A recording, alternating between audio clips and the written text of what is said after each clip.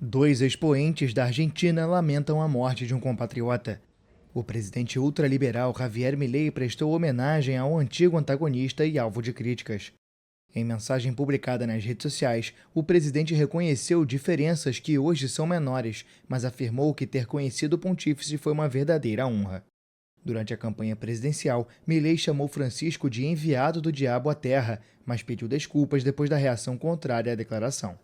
O astro argentino do futebol, Lionel Messi, enviou uma mensagem de gratidão ao Papa depois do anúncio da morte.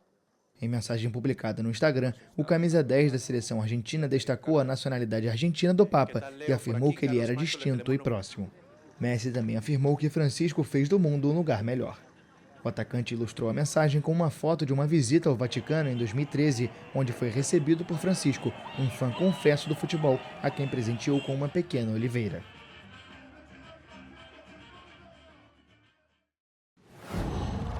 Qual?